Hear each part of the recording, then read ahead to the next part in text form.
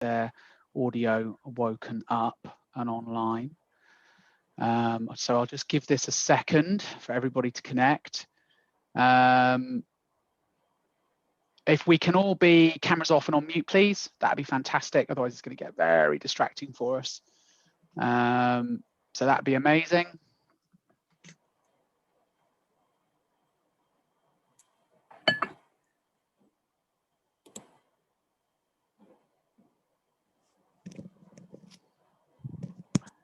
Just give this a second.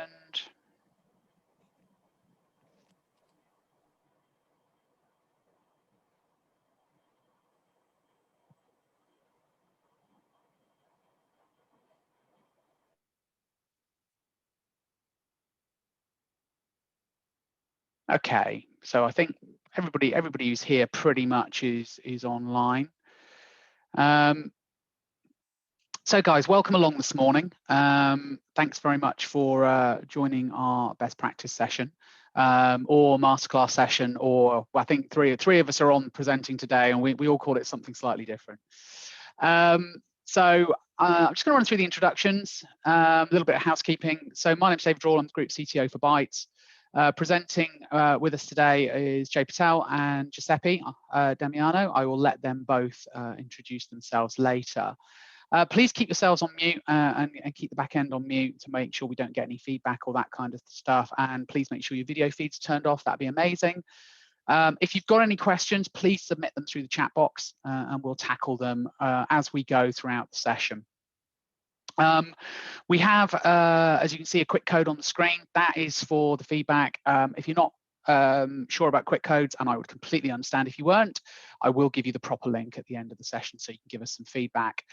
The feedback is really, really important because we have not tried to run these online before. We've always done these face-to-face at this time of year. And if you don't give us any feedback, then we can't improve them and change them for subsequent people. You are session 3 out of 4, so you have limited ability to make a difference to what session 4 is going to be like. But we did have a few good suggestions from the people on session 1 and 2 yesterday. Also, for all of you on, we've got obviously the casino stuff tonight as well at 5 o'clock. So it's 5 till 6:30. If any of you haven't registered for the casino night and you do want to do it with us, please just let us know and we can sort your registration out for that still, although obviously we can't get you a box with some booze in it before tonight. It was really good fun last night. The online casino thing is really good fun. And because it's fake money, you can bet and gamble in a completely idiotic way that you never normally would. Hello, that was me last night as I finished on about 13 pence and came last. So never mind. What are we covering today? Well, we're going to talk about a little bit of what we have learned this year about Check Point and the slightly odd times that we've been through in 2020. But using the foundation of knowledge of all of our tickets and everything that we've learned and everything that our customers have learned from us, we're just going to share all of that with you. We're then going to go through some of what was new in R80.40 for those of you that haven't yet moved on to that. And then we're going to talk about what's new in R81, which is a brand new release as of a few weeks ago. Giuseppe is also going to give us an introduction into Check Point's cloud security posture management service. For those of you that have got no idea what I've just said, that means their Dome 9 product, as it was once upon a time.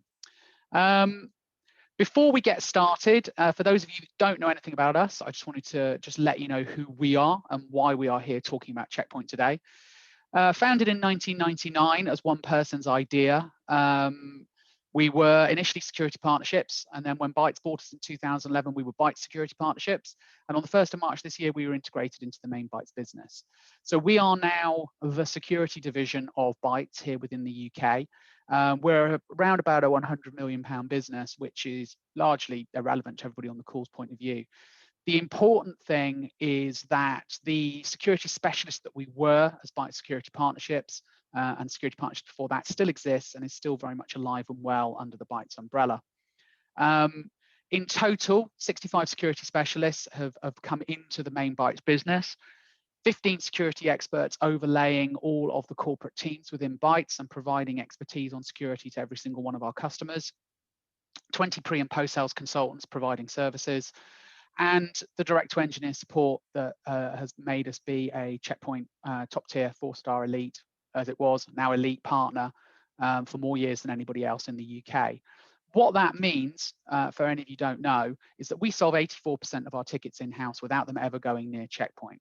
That means the inevitable delay that happens with any vendor escalated ticket, where you have to kind of start again and give them all the extra information that they're asking for. In 84% of cases, we never get near that.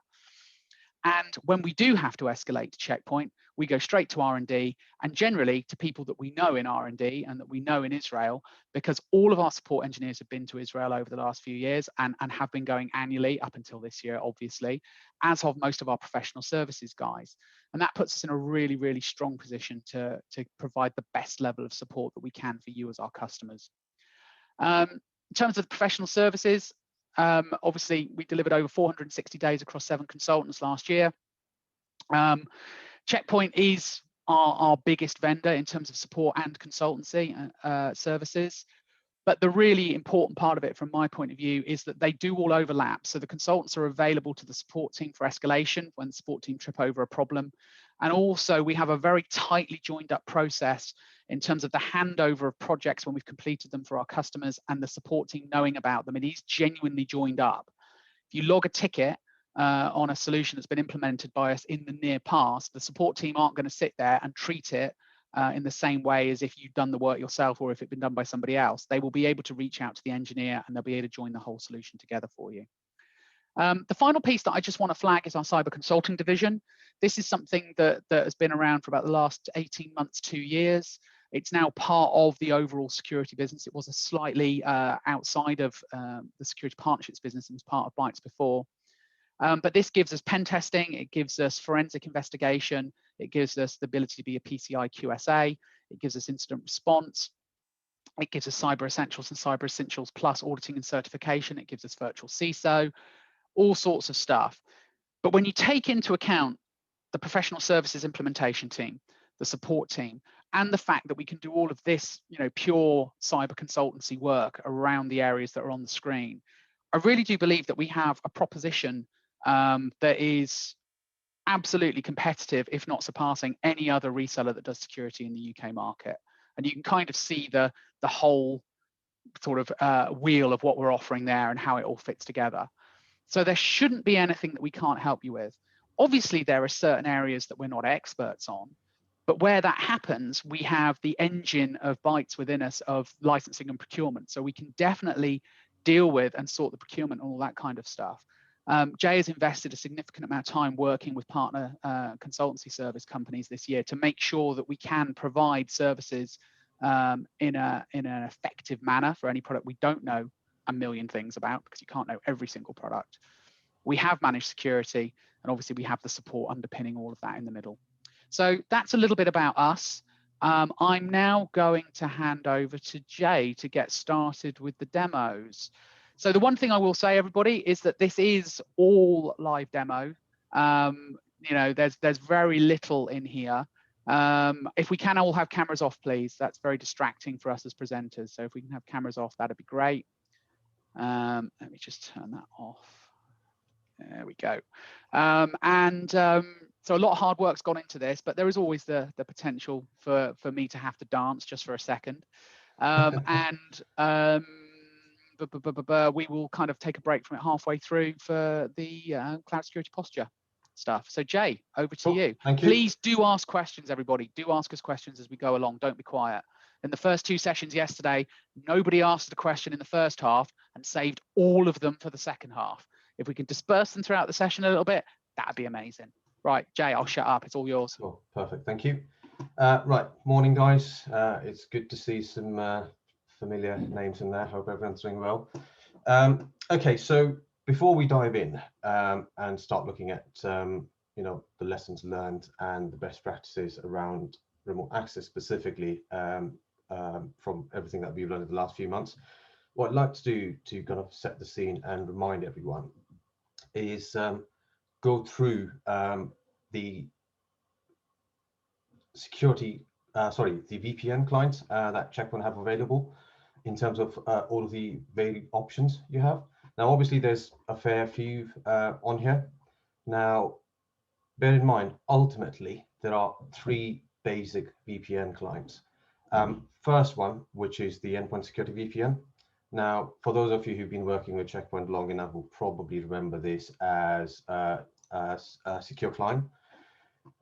This gives you your VPN and the ability to also configure an endpoint firewall, which you can push through from and configure from within your smart console or dashboard back in the day. You also have, sorry, this, by the way, is a seat-based license, which is kind of key to remember. And what that means is it's not tied to a specific gateway. Okay. The three clients you see at the far right, which is Sandblast Basic, Advanced, and Complete, these are the ones that effectively build on top of this Endpoint Security VPN client, which is why I said, you know, when I say three clients, that one client effectively is these four different VPN clients. The Sandblast clients, they will give you additional threat prevention capabilities like AV, anti-bot, anti-ransomware. And these, by the way, you can understand why have been fairly popular in the last few months. You then have Check Point Mobile for Windows, which effectively is a VPN client without the personal firewall or threat prevention capabilities. However, it does give you secure configuration verification. It also allows you to do machine certificate authentication. We'll talk about that later. This one differs in terms of the licensing. So the licensing for this is based on concurrent connections. And because of that, it is tied to the gateway. So if you do have, for example, a DR site, you need to ensure that that DR firewall also has the same number of concurrent connection license. Okay. One feature that isn't listed on this table, that's office mode IP addressing. And what that allows you to do is effectively route your endpoint traffic across into your network really smoothly without any problems. And the reason I mention this is there's another client which isn't listed on this table, which is that third client that I mentioned earlier on. That's Secure Remote. And Secure Remote doesn't give you office mode IP addressing. It's free. Not many customers use it. It doesn't give you any ability to bolt on any posture checking or any security checks or any threat prevention capabilities. Okay, but it's worth bearing that in mind because the client, when you install it, the VPN client, it's a unified client. So you could install it, and if you're not paying attention, you might install the wrong client. So it does give you three options, which is, do you want to select Endpoint Security VPN? Is it going to be Check Point Mobile for Windows, or is it going to be Secure Remote? And you want to ensure if you've got the right license, you don't select Secure Remote client. Okay. So with that out of the way, what I'd like to now talk about is performance issues, particularly the most common one that we've seen during lockdown, and that was customers logging. I think customers probably logged the most number of tickets on high CPU utilization, pretty much, you know, as soon as lockdown started. And majority of the cases was down to older and more inefficient encryption algorithms. And by that, I mean DES or triple DES, oh, sorry, DES and triple DES. We saw a fair amount of customers using triple DES, really a fair amount of customers using triple DES. Now, DES not widely used these days. I think it's insecure in terms of, at least theoretically, but it's also inefficient in terms of it does the encrypt decrypt operations on small block sizes. Triple DES, on the other hand, whilst it is more secure, but it suffers from the same drawbacks that DES has, which is it still does the encrypt decrypt operations on smaller block sizes, but it does it 3 times. So it has even more computational overhead on your firewall. So the first recommendation is to check what encryption algorithms you're using for your remote access VPN clients. And to do that, I will quickly jump onto my jump box. If someone can confirm they can see the jump box. Yeah, Jay, we can see it. Yeah, cool, thank you. Hopefully, if you've been working with Check Point long enough, you know you usually set up VPN connections within your VPN communities, whether it's site-to-site or remote access. What people don't realize is if you go into your site-to-site VPN, you can see your encryption details in here and you can change them, okay? Remote access, on the other hand, not so much, because all you see is gateways and user groups. So whilst you do have the pane at the bottom, again, not many people are aware because by default this is hidden. So if you haven't spotted this before, just expand that and you'll be able to see participating gateways, IP addresses, what users, and what encryption algorithm you're using. So what's the recommended and how do you change that? You go into global properties, remote access, expand that, and within VPN authentication and encryption, you have encryption algorithms. And in here, if you click on edit, these are your phase 1, phase 2s for your remote access VPN. You need to make sure whatever encryption algorithm you want to use is first and foremost selected out of these supported algorithms, and then you make sure you select that from within that drop down. Same with phase 2. So what's the recommended for better performance? For phase 1, we recommend using either AES 128, or if you want even more security, AES 256 with SHA-1. And for phase 2, we recommend AES 128 with SHA-1 or MD5. Now, we all like a bit of a graph. So what I have here for you, hopefully you can see my slide back again, is a graph from one of our customers. He was running on triple DES for their remote access. You can see pretty much from 9:15, CPU hits 100% and it just stays there all the way through. All we did is we changed their remote access encryption algorithm from triple DES to AES 128, and you can see the CPU utilization nearly halved, or actually more than halved on that box. Same traffic profile, no difference in terms of the number of users connected to that gateway. So you can see how big a performance gain you can have by simply changing the algorithm to AES, whether it's 128 or 256. Moving on. So encryption algorithm is probably one part of the puzzle. The other part is whether the underlying CPU chipset supports something called AES-NI instruction set. And if it does, it basically allows your encrypt and decrypt operations to be handled at the hardware level rather than in software. The ability to utilize this has been around since R76. So if you do have an appliance that supports AES-NI and you're using DES or triple DES, you won't get any additional performance benefits.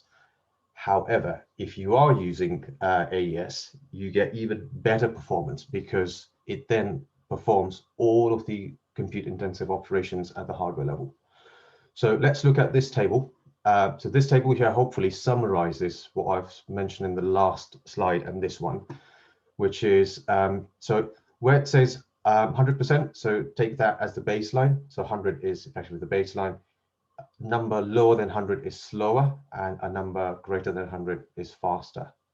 So if we take AES 128, that's the baseline. If you have an appliance that doesn't support AES-NI and you're running triple DES, you're getting a score of 14. If you then change that to AES-NI, you go from 14 to 100. However, if you do the same on an appliance that does support AES-NI, the jump you make is from 14 to 429. Okay, so you can see that's a massive performance gain. Now, if you're wondering whether your appliances do support AES-NI, these are the appliances that support AES-NI and the versions that it supports from. Obviously, you have to make sure that the appliance is running Gaia in 64-bit. And if it is, it's enabled by default. There's nothing for you to do to enable or configure that specific feature. It's also supported on open servers. Again, you have to make sure Gaia is running in 64-bit, but also the underlying chipset, CPU chipset, supports AES-NI. Now, AES-NI has the support for AES-NI on your chipset has been around for a while, so I doubt there's any CPUs these days that don't.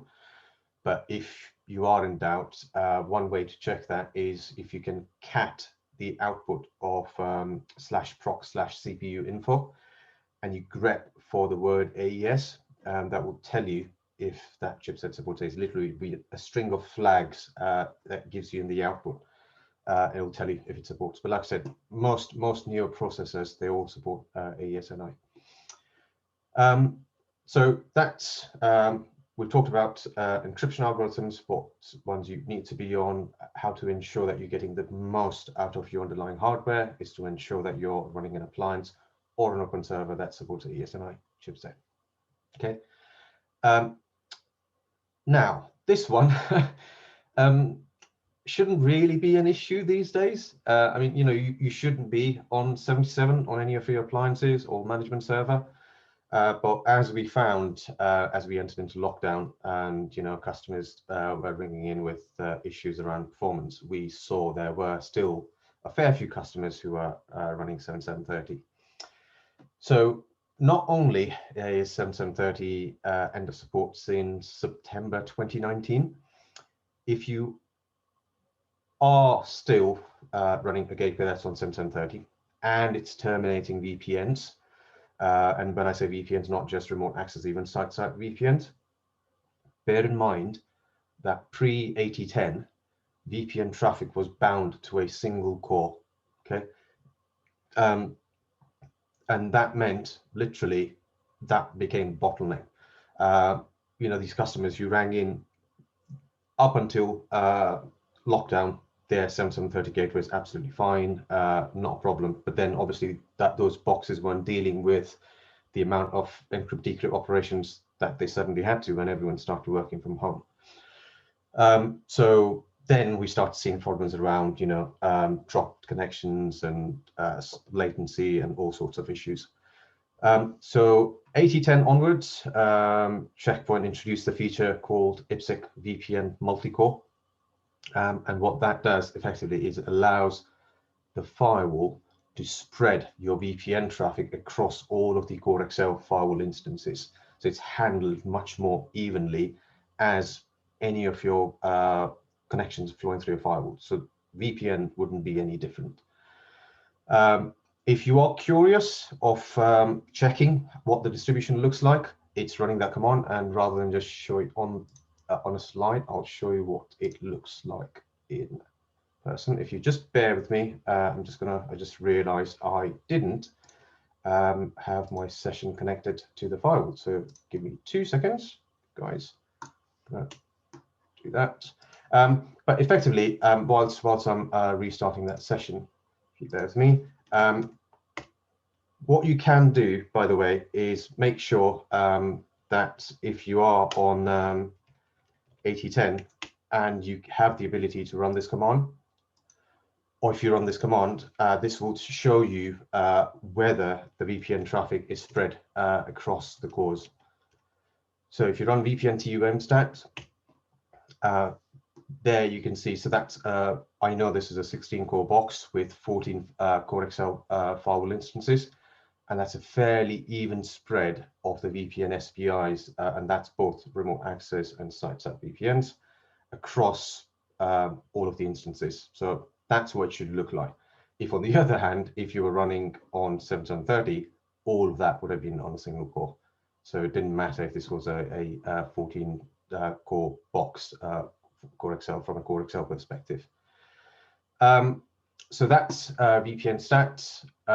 Now, if you sorry, I'll go back to my slide because there's something I need to show if I still haven't sent the message across properly. This is a customer. You can see we upgraded the customer on the 13th of June. That big red blip you see there, that's when we upgraded the firewall from 7730 to 8040. We took them to, and we applied the jumbo. So that's that downtime there. But you can see the CPU utilization has almost halved, or actually less than halved after the upgrade.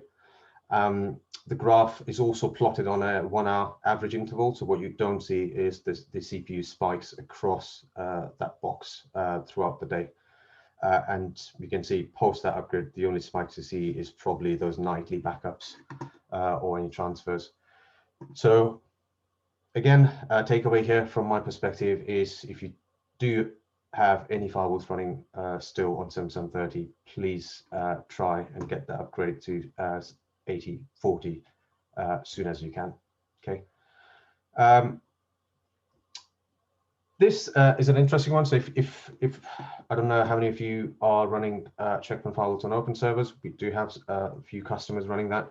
It's worth flagging because we've had a few customers who run open server firewalls, and they might have like an 8-core, 12-core box, but only have a 2 or an 4-core VPN license. And what happens with that is it gives them that false sense of security, because they think, you know, the box is capable enough, and unfortunately, as soon as traffic starts hitting that box, they realize it isn't. So I would like to give you a few commands if you are running an open server firewall on how to check the physical cores, how to check the number of core Excel cores, and how to check your licensing. So you can then kind of take all of that information, understand whether your box is performing as it should. And again, rather than show you this on the slides, let me jump back to my session. So first thing I'd recommend is run CPView. And if you run CPView, that will tell you on the main overview page the number of CPUs this box has. So I can see it's a 16-core box. You can come out of that now. The next thing I want you to check is how many core Excel instances you have by running the command fwctl multi-k stat. And I can see that's got 14 cores. That's the same box we saw earlier. And again, the connections spread evenly, which is fine. So this tells me I've got 16-core box with 14 firewall core Excel instances. So yes, it's not 16, but I wouldn't expect it to be 16, because for those who, again, work with Check Point long will know it reserves a couple of instances for secure network dispatcher, which effectively is responsible for taking the traffic from the interfaces and transferring those across to all of the different firewall cores. So that is a healthy box in terms of what's available to it physically and how the firewall's utilizing it at the software level. Once you've gathered this information, now if you're on an open server, you might find, as some of our customers did, is the box had 8 cores and they only had a license they only had 2 firewall cores running. That's a problem. And this is where I want you to run cplick print. I'm not going to run it on this box because this is an appliance, but if you run it on an open server, what you will see is an output which effectively tells you the license string. And I'll go back to my slide. So these are the commands. What you see effectively is a license string which says CPSG hyphen, when I've said X, will be a number. So if you have a 2-core license, it will be 2C. If it's an 8-core, you'll see 8C. Okay. So grab all of this information, and if you do see disparity between what you're licensed for, what your box is physically capable of, or for that matter, you've got license correct, box is correct, but you've only got 2 cores as a core Excel instance, contact us and we can help you sort that out. Okay. So that's open server licensing. This one is not a common issue, but we stumble across this a couple of times. Check Point VPN clients will connect to the gateway either using visitor mode, which is UDP 4500, or visitor mode, which is TCP 443. If you have a large number of connections connecting to the gateway on visitor mode, you may see a CPU spike on that gateway. The reason being, visitor mode traffic is handled in user space as opposed to NAT-T, which is handling the kernel level. Now, all of the Checkpoint clients will always try and connect on NAT-T. If they can't connect on that port, UDP 4500, then it falls back to TCP 443. Instances like if you're working from a Wi-Fi hotspot or from a cafe or someplace where they're doing filtering and they're blocking everything other than 80 and 443, for example. But you shouldn't have more number of connections. If you see more number of connections, there's going to be a CPU impact. If that's the case, you need to look into that and figure out what the issue is. And the way to check that is, I'll show you rather than do this on a slide. It's a quick check to do. That's me. Hopefully you can see my screen again. So if you do go back into CP view, and if you navigate to software blade, by the way, not many people know CP view, although it's a CLI command, you can still navigate using the mouse. You don't have to use your keyboard. So CP view, software blade, VPN, and in here at the bottom, you might see where it says remote access, visitor remote clients connected. At the moment, there's 0. That's how it should be. Okay. If you see, you might see, 4, 5, maybe 10 connections, but it shouldn't be massive amounts. If it is, then there's an underlying problem. And a couple of things you can check if you see that large number is in your smart console. If you go to your gateways and servers, there is a setting, by the way, NAT-T, the support for NAT-T is enabled by default, but we have seen few instances where customer doesn't know who's done it, but someone has disabled, sorry, hang on, I think it's a VPN Advanced. Someone's disabled that option, which is support NAT traversal. And someone's disabled that, the gateway won't answer on UDP 4500. It will only accept connections on TCP 443, and that could be a problem. The other one is a possibility is if you have some sort of a endpoint firewall running on the endpoints, and that's blocking UDP 4500 out, then that could be another reason why you don't see connections connecting to NAT-T and instead reverting to visitor mode. Okay, so that's what I want to cover from a performance perspective, and what the kind of things you need to look for and the actions you can take to kind of remediate those specific issues. What I'd like to move on to next is one of the second most common queries we had in the last few months, specifically literally March, April, May. We had customers asking us questions about how do we go about monitoring these remote access users? How do we find out how many users are connected? How do I find out how many Office One IP addresses out of my allocated pool is being used, and is it near depletion? How do we find these things? And questions around how do they do some sensible reporting, some rich reporting around those stats. So I would like to show you, so I'm not going to do slides anymore, although all of this information is in the slides. So when you do get the slide deck at the end, everything I'm showing you is listed in there, so you don't need to make notes at the moment. So one of the most common questions we get asked is, how do we find out concurrent number of remote users connected to the gateway? And for this, again, CP view is your friend. You go into CP view, software blades, and VPN, and in here you will see clients connected. And here, this is literally the best place to go and look. There's few tables I'll show you later on, but if you want a quick place to check at the gateway level, that's where you want to go.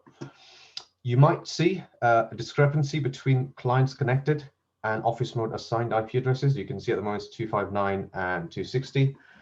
You might even see, that might even be like 10 more than the connected clients. It's not a problem. It's not an issue. All that's happening there is clients have connected. The gateway gives out the Office mode IP address.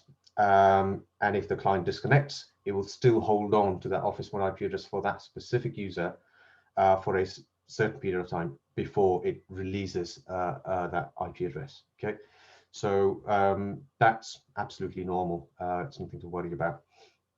So CPView is probably the best place to go and check the clients connected and office mode assigned IPs. If you are on a really early version of 8010 and if you haven't updated to the more newer Jumbo, it is possible that you might not get that view.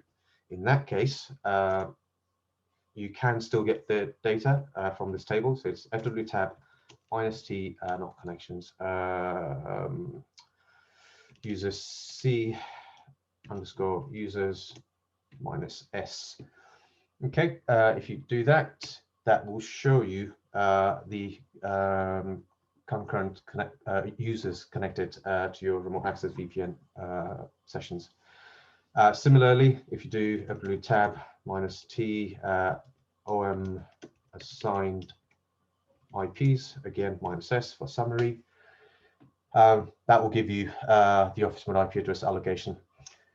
The other reason why this is useful, knowing these commands, is rather than connecting to the gateway every time you want to find this information, what you can do, if you know these commands, is you can utilize the scripts repository section from within a Smart Console. So if you go to scripts repository, you can create a new script. Obviously, I say script. This is, we're purely running one command, but you can literally do. So I'm going to call it connected remote access users.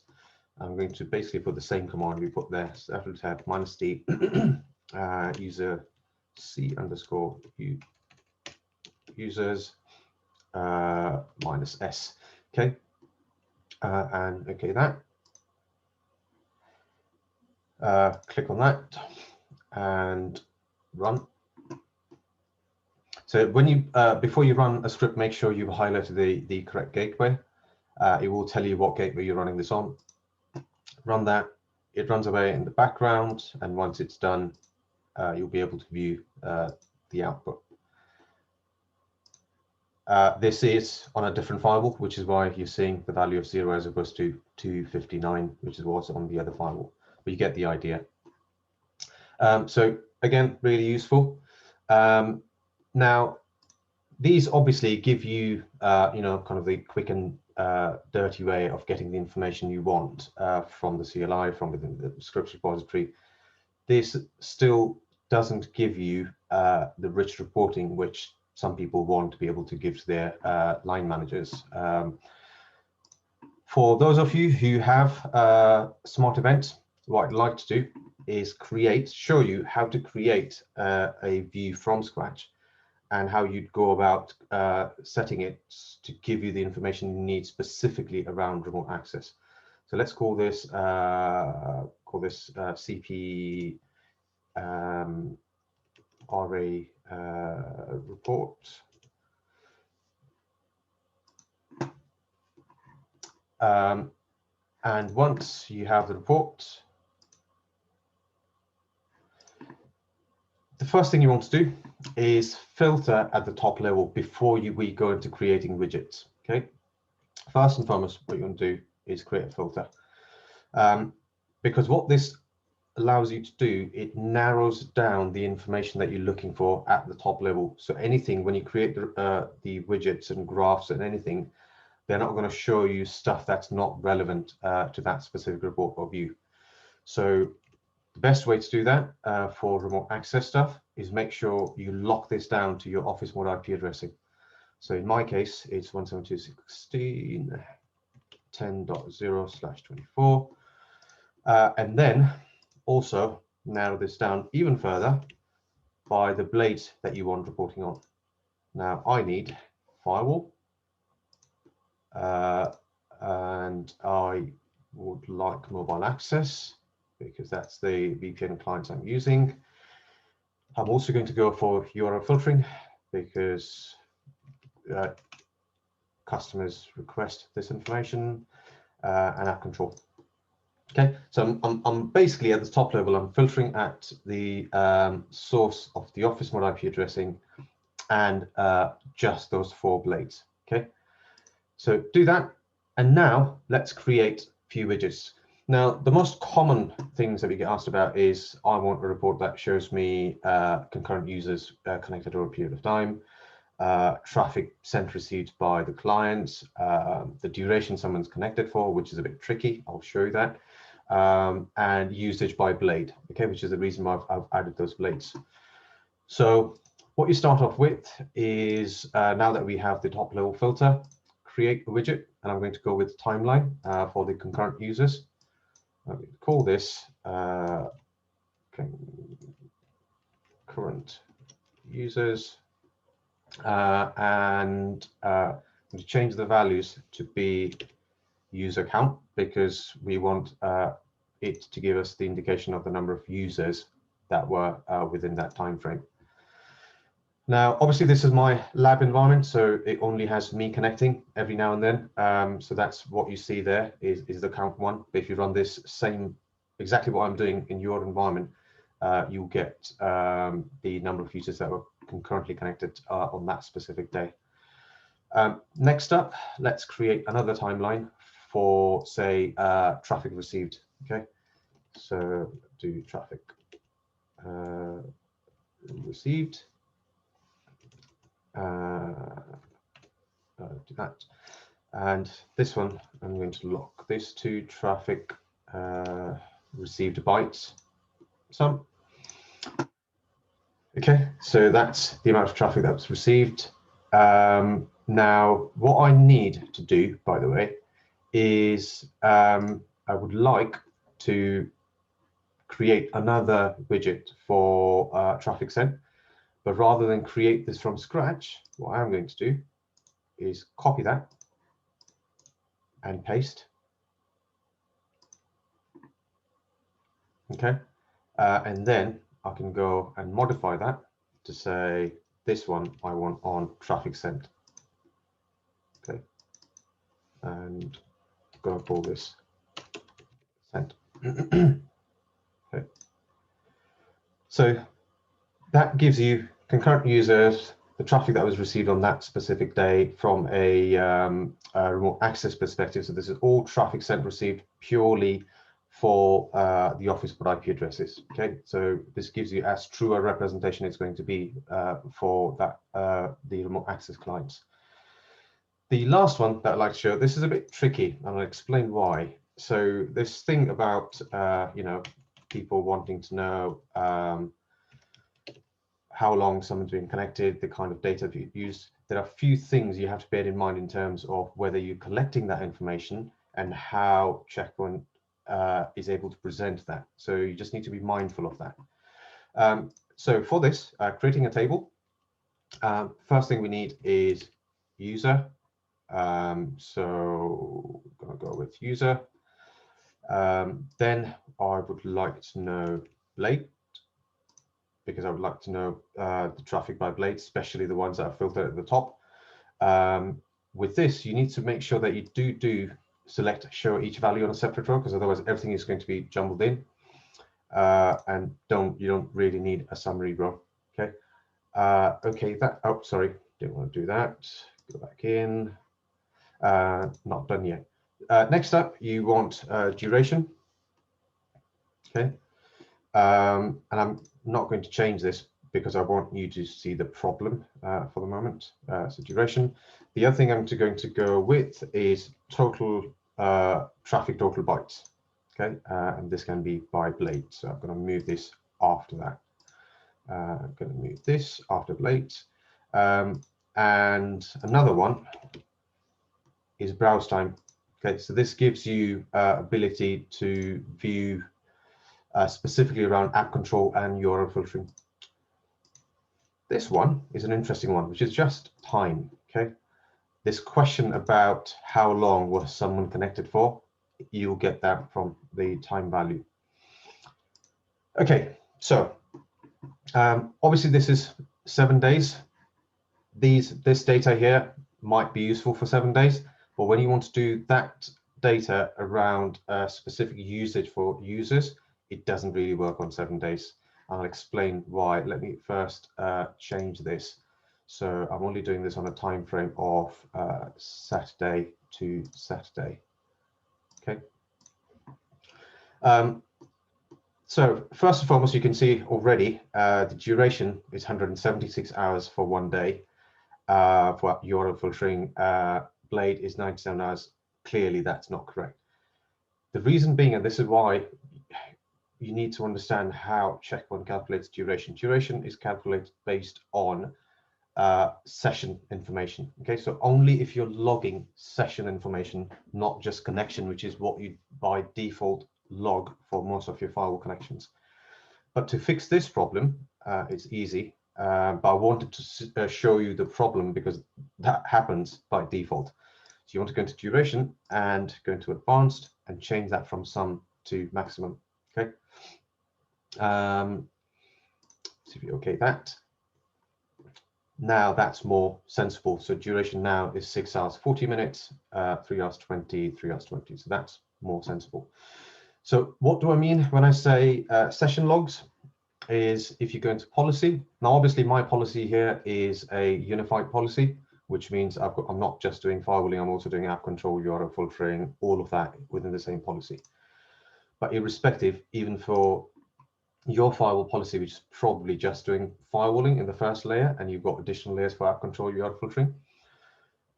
If you want session information, you want to be able to log sessions. Okay, if you don't log sessions, you won't get the duration information, whether that's for firewall, whether that's for app control, URL filtering, you won't get that information. Secondly, if you want information such as traffic sent, received, you need to enable accounting. That's how it will capture that data and that information. Okay, so those two key things, bear in mind. Now, coming back here, so like I said, duration, make sure you set within the settings it's maximum, not sum, because otherwise it goes a bit crazy. It's not really relevant. But if you are after when did someone connect and disconnect, your best bet is to look at time, because even duration will give you the duration that it has as a maximum, but it's not going to be able to tell you exactly what time someone joined. When you put time in, it puts in the time that it's seen the first log and the last log. Now, because this is my test environment, I know I connected at 9:06 and I disconnected at 3:05, round about that time. So that's as a true representation as you will get to how long someone was connected. Okay.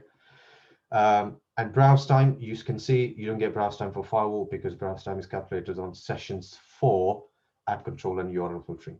Okay. But again, hopefully this is useful because you can see how you can go about creating the report by doing the top level filtering, narrowing things down, and then creating your widgets, copying widgets, and going about doing your thing. Once you have created a report, don't forget, if you have smart event, is you can go to smart view, which will usually be on 4434 on your management servers IP/smart view. And in there, you'll be able to open that report that we've just created. Okay, and you'll be able to set that as an auto refresh, so you can have that up on a screen somewhere if you want, you know, whatever you want to do with that. So bear that in mind, that smart view is still available to display those reports. So hopefully that was useful in terms of, you know, getting the quick and dirty information through the CLI. And if you want more rich reports, how do you go about doing that using Smart Event? What I'd like to next talk about is something called VPN packaging clients. Packaging VPN clients. So we had a fair few customers ask us, how do they package a client so that the client, when they push the client out or get the client to install, sorry, the end user to install the client, it has all of the correct and relevant information like the site IP address, make sure that it installs the correct client package. Things like always connect, they may not want that to be enabled from the beginning. If you want to do these things and package a client before pushing out, whichever way you want to push out, Check Point provides you the utilities and provides you with the MSI package rather than the usual executable that you would normally download. What you need for that is you need a test laptop and install a client on that test laptop. Set up the site as I've done here, but don't connect to the site with your username, because if you do connect to the site with your username, it will populate the files we are eventually going to use to package the client, and that those clients will, those files will be populated with your username, eventually that gets embedded into that MSI package that you're going to use. So just make sure, install the client, set up the site, but don't connect. Okay. Once you've done that, head to the user center. By the way, you don't necessarily need an account. These are publicly available resources. So if you navigate to SK122574, you can download the VPN configuration utility from here. Okay, this is the utility we'll use to package the client. Next up, you will need the MSI package that you actually want to package using that configuration utility. Endpoint security homepage is your best place to go to, SK17536.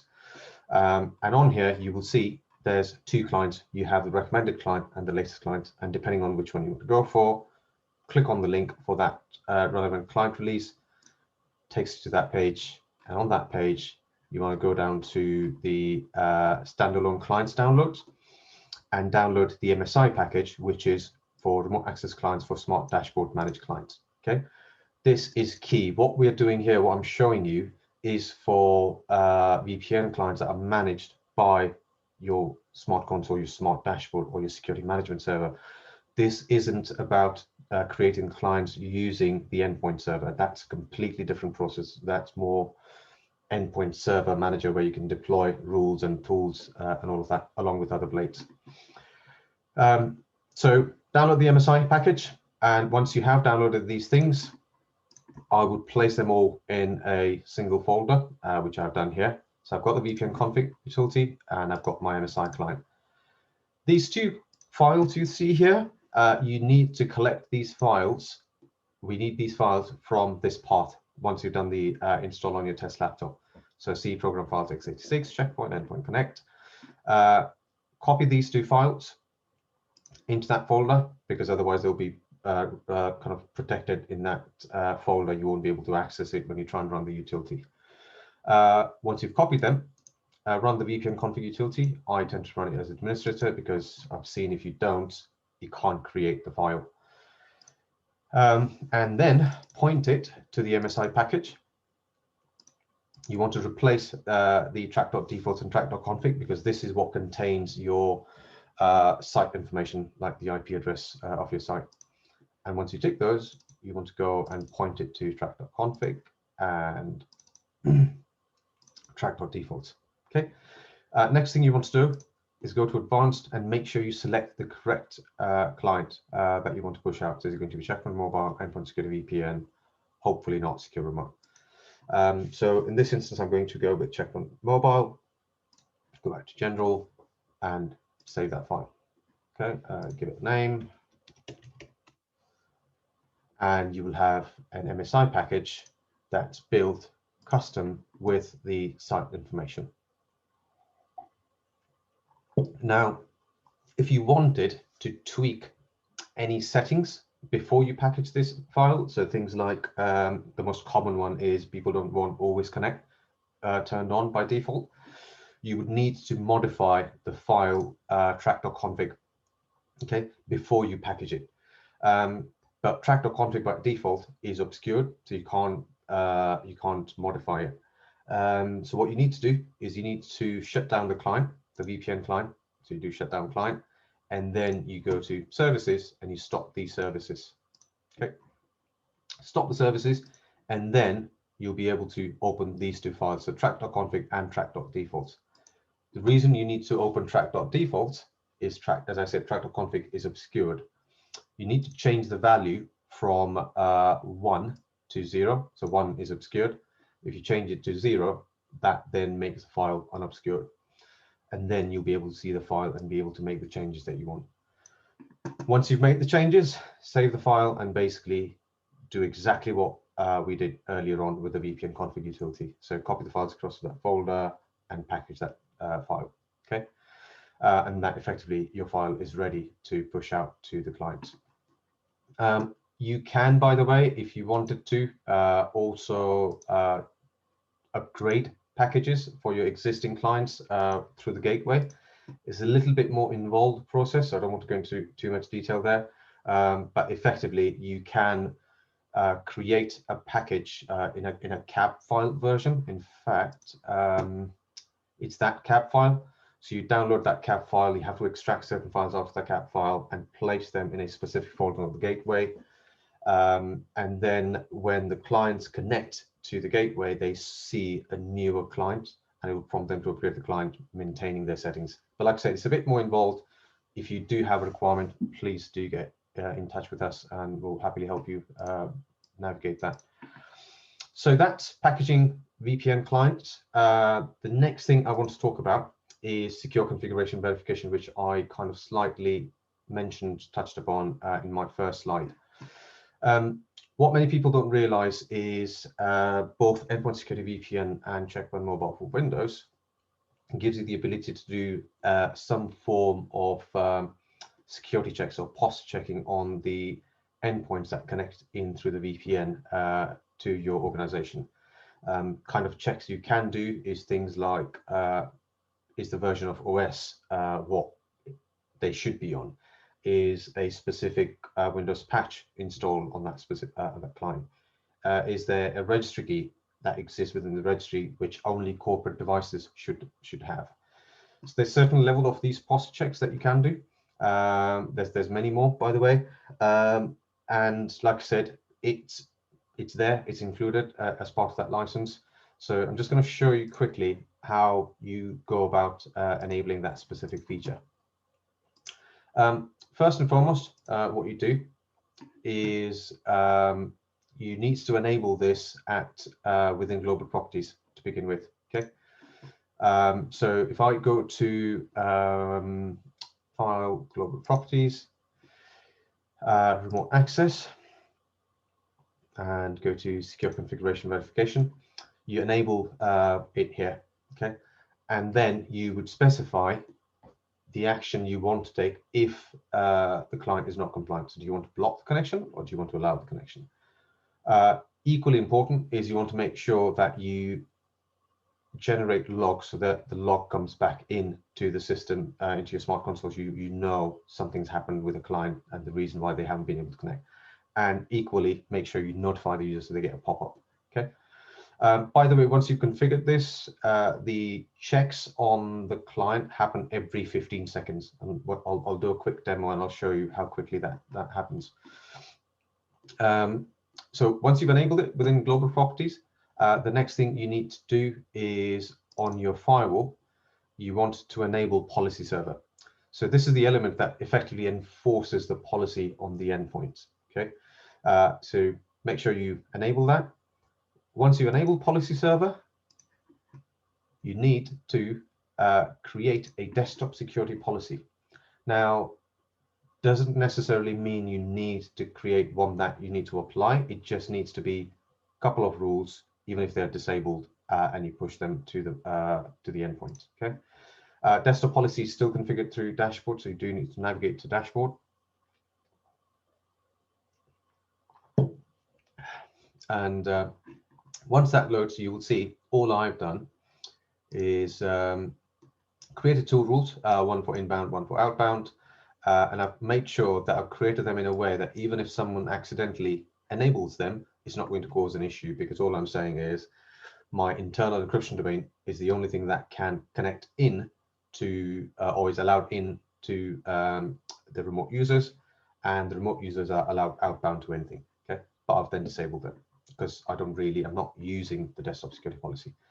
So create the rules, disable them.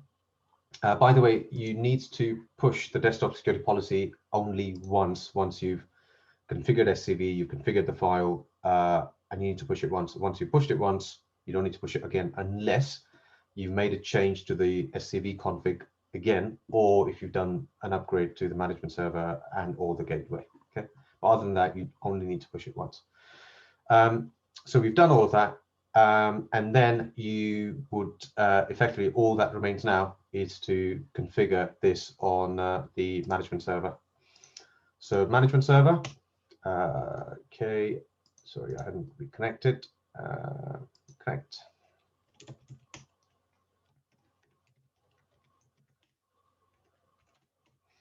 So the file exists in fwdir/conf, and before you modify this file, please do make sure you take a backup of that file, as always. So the file contains plenty of different sections, as you see, and all of these sections are effectively what we call SCV names. Okay. So these are the different things that you can check. So you've got OS monitor here, you've got process monitor. This is the one, by the way, I'm using for the purposes of this demo. All I'm looking for is the existence of an executable running in the background called Notepad. If that exists, the client's compliant. If it doesn't exist, it's non-compliant, and this is the message the client will get as a pop-up. Once you've configured the sections, whichever ones you want, the only ones that actually get enforced are the ones that you specify within your SCV policy section. So you can see the only one I've mentioned there is process monitor. Be careful, this has caught me out a couple of times. Make sure you have a space between the colon and that bracket, otherwise it just doesn't work. And a few other things you want to check is if you have the Check Point Mobile for Windows client, so you've got the mobile access blade license, you want to skip the firewall enforcement check, because otherwise it will expect that firewall to be still on there.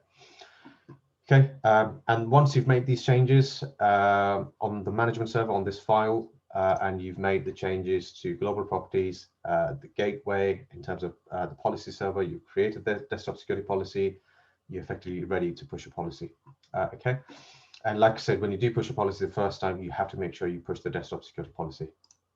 So let's now head across to the client, which is the one here. I have Notepad running in the background. I have a client, as you can see, is compliant. I'm going to close Notepad. Obviously, I'm not connected to the VPN at the moment, but you will see, like I said, it checks this on a 15-second cycle. So it depends where we are on that 15-second cycle. This should go, it's taking longer this time. This should go, there you go, it's non-compliant. So I should still be able to connect, which is what I'm going to do now.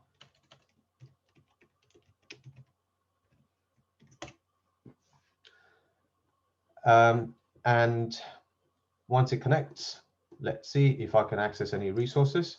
So I'm going to try ping a device there. Obviously I can't. If I try and do the same with that same device, let's try and connect to RDP session to that device. Again, nothing. Okay.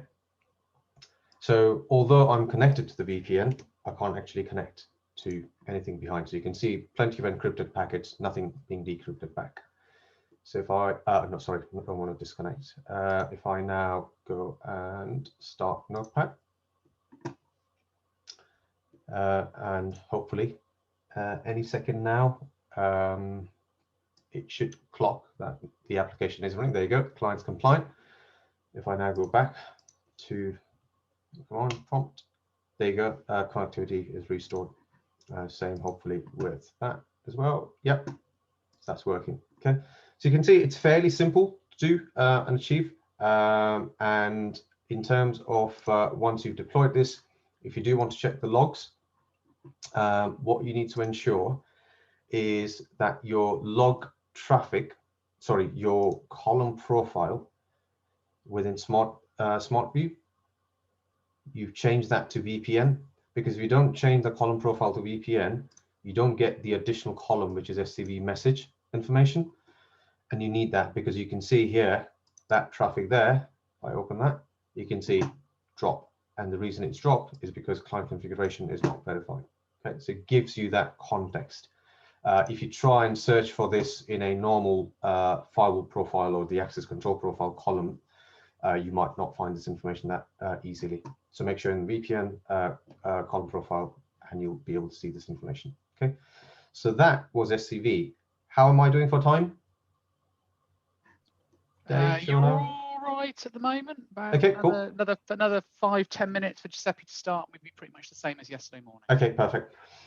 So a few other things I wanted to run past. So one of the other common requests we had was, as soon as the entire workforce was remote, people realized they had applications which needed connectivity between the endpoints directly. So the application would try and connect among the endpoint themselves, and that certainly didn't work. So if you do have a requirement like that, for example, we had the same issue with soft phones. So once the soft phone would find where the user was by talking to the the phone server, it then tried to send a connection straight to that specific IP. But obviously these are office mode IP addresses, and that wouldn't work. So it's fairly simple to achieve. All you need to do is you need to make sure that you have enabled, I'll not show you, within the gateways and servers. If you go to BSP, so if I go to my firewall here, in VPN IPsec, actually VPN clients remote access, allow VPN clients to route traffic through this gateway. So if you enable that, that's what will allow that traffic through. But before that, what you need is to ensure that your VPN domain is set so that it also includes your office mode address, because otherwise the client isn't going to encrypt that traffic and send it down the tunnel. So by default, what most customers have is they will have, I mean, in my setup here, I only have a single network. Customers usually have a group of plenty of different network objects. You need to create another group which contains all of those, all of those networks in that group, but you also add the office mode network to that group. And then you come in here, select remote access, and set it manually to be a different group. So for example, in my case, I have remote access encryption domain, which includes that group plus my office mode address range. Okay. And then the only other thing remaining is two things. Is you need to create a rule which allows traffic between office mode IP addresses on your gateway, and make sure you're not natting that traffic again between the office mode address ranges. Okay. Similarly, I think the other thing we had a request for was around back connections. So customers had certain applications that was within the corporate network. I think one of the customers had some sort of a help desk software application that needed connectivity from the corporate network back to the endpoint clients. Again, you can do that. This one is a global properties change. So if you go to global properties, remote access, and enable back connections from gateway to client. Okay, you need to do that. Obviously, you then need relevant rules. So in my case, I've got a back connection that allows one host back to my office mode address range. And again, you want to make sure you're not doing any NAT between that traffic. Okay, so again, doable. Just people aren't aware that's achievable. One last thing I wanted to mention as well is re-authentication timeout. So again, a global properties thing. So if I go to global properties, remote access, and endpoint connect, this is by default your re-authentication timeout, which is 8 hours. Some users don't like the fact that users have to connect even every 8 hours, because working remotely, people tend to leave their connections on for longer. So you may want to tweak that to be 10 hours, 12 hours, whatever suits your organization. And I think that was it from me. Hopefully that was useful. Hopefully you've got something out of that in terms of something you didn't know, something you'll find useful in your organization. Open to questions. I don't know if there's any questions on there.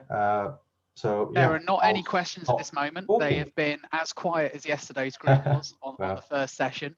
Cool. So Giuseppe, are you ready to go?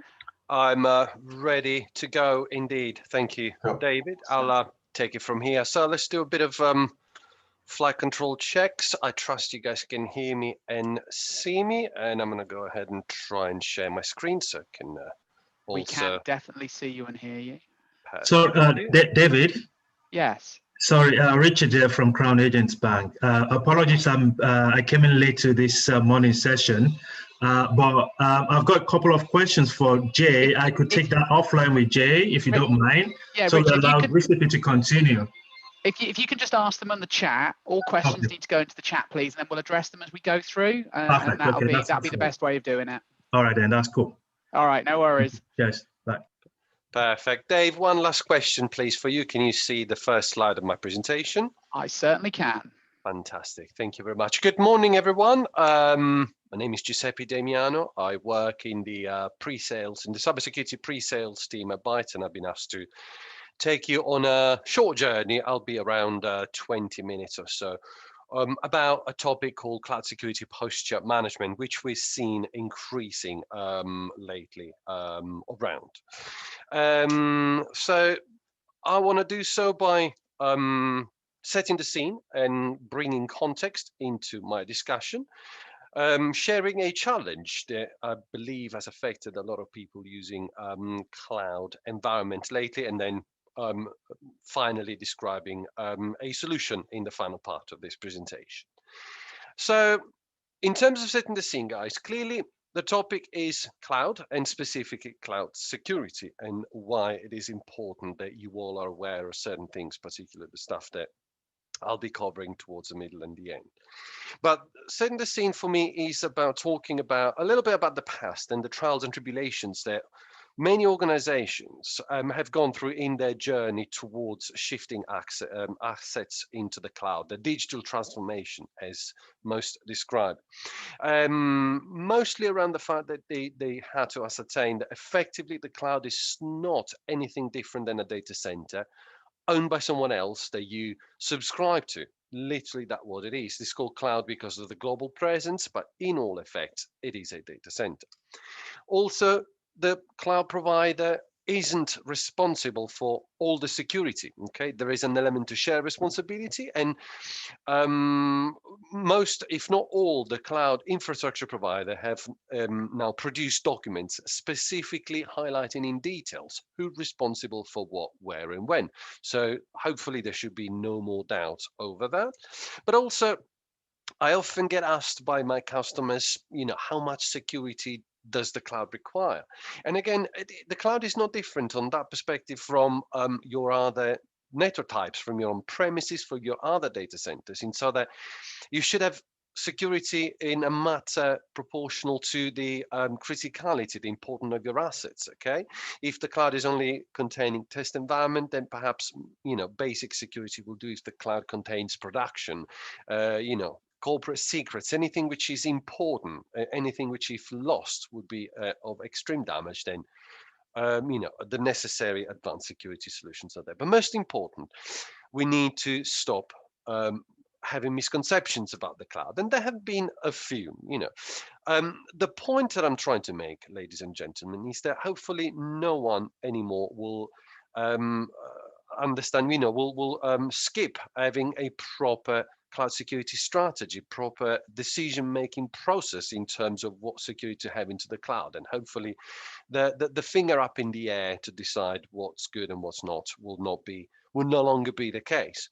And now, again, coming back to the shared responsibility model, no one will ever think anymore, the cloud provider will take care of it. I don't need to put security in the cloud, in my cloud tenant, because that is just no longer the case. Some of the security is the responsibility of the provider.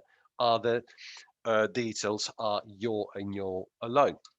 And hopefully, once again, some, if not all of you, are aware that there are existing controls within the cloud infrastructure. You know, you may know the Azure Security Center, you may have seen or have used the AWS Security Hub. Is that enough? Perhaps, but clearly the problem here is different. It's a problem of complexity, it's a problem of shifting between different screens, and whilst you might not mind doing so, it corresponds to an increase in operational effort. And again, you know, this comes to a cost, and that cost may or may not be justified. So something for all of us to be aware of. And again, the price of not being aware of that is, you know, quite critical. You know, hopefully no more and no longer I get to conversations when the customer says, well, we have running projects about infrastructure security, we'll worry about that later, which is very similar to saying, you know, we are building the house, putting the doors and the windows, but the locks will come in about 2-3 months time. We'll move in the meantime, and we'll hope that nothing bad happens. As I said, you know, falling into all these faux pas has a clear and present consequence. And if you are the chief information security officer, on who in that behalf put that role in your organization, you are clearly aware. If, like me, you read the news of what the direct and immediate consequences are. But once again, the biggest mistake that a lot of organizations I speak to make is that they all assume, I'm not British Airways, why would anyone hack me? I don't have the assets, and I don't have the media exposure of Marriott or Ticketmaster, so I should be relatively safe. And again, another misconception there, because if you read past the headlines of your favorite BBC News article page, you'll see that no one's immune. You know, criminal and particularly cyber criminals now have access to such easy and cheap tools to perform malicious actions there. Literally, it doesn't cost anyone anything to attack any organization, large or small. And even not all attacks are necessarily targeted. You might just be the victim of a large scale attack and just being cast and dragged in the net for them. So again, I'm hoping that none of you fall foul of this misunderstanding and pay the ultimate price. But if you do, I mean, I'm sure the creativity and a little bit of optimism certainly go a long way. But the truth is, let's not fall for it in the first instance. So how do we not do that? Well, the first step is, let's understand what the challenge is. Is the cloud spatial? Does it need anything particular, or can we just extend the existing security strategy that we have in our other network types, in our on-premises, in our data center, on our cloud? Well, the first challenge about cloud is that, no, it isn't the same as your on-premises network. Some bits are very similar, others are rather different. And what's happened across the years is that a lot of people had to fast track and accelerate the learning. And inevitably, as it is in a human nature, people try to fast track their operations, try to take shortcuts. I'm sure some of you have read of the developers trying to get help on GitHub, sharing bits of code, and ultimately part of that bit of code, there was an application ID and a security, which basically are the keys to access any cloud environment. And just like that, they got hacked. Weeks later, hackers were, scrutinizing very accurately GitHub to find those keys to the treasure. So Gartner, a notable analysts firm, made probably what I define the mother of all bold statement, that most of the criminal actions towards cloud environments will be caused by human error, such as misconfigurations. It's quite daunting because obviously you've done the due diligence, you've put your security, you've put your vulnerability management, you put your perimeter firewalls in your cloud infrastructure, you've done everything you could, and still misconfigurations could be the cause of an attack. So how do we move? How do we address that? Well, first of all, let's try and understand what's peculiar about cloud infrastructure. So what are the best things, in my view, about cloud infrastructure? And again, elasticity, the fact that you can spin things up and down, agility, that you can do the same thing with ease, and scalability. You can grow your estate or shrink it based on demand. Those of you who are familiar with the concept of a CloudFormation template understand that you can write a script that, when executed, creates an entire cloud world. It creates a lot of service, load balance, anything that it does. And with it's a DevOps dream. It's every network engineer's dream. So conversely, what are the worst things about cloud infrastructure? And once again, the same represents challenges, clear and present challenges from a security point of view. You just can't keep up with a fast changing and fast evolving environment such as a cloud with traditional security. You have to think outside the box. You have to look at this from a point of view of cloud native, so to speak. So this is challenge number one. Another challenge is the security solutions for the cloud need to provide, security from a point of view of risk mitigation, but also keep track of compliance, because the cloud is out there, is very much visible, is not shielded in your castle and moat by your perimeter firewall. So more often than not, you'll find that if you try and do a compliance exercise, the results would be, part of what you perhaps thought they would be, if not even disappointing. Are the native cloud controls not good enough? Well, they are good indeed, but perhaps not good enough in terms of they are not thought and be developed from the point of view of a security expert company. They've been made by the same manufacturer of the cloud environment, people who build networks, not security solutions. But certainly a solution that builds upon the native controls is the right way to go.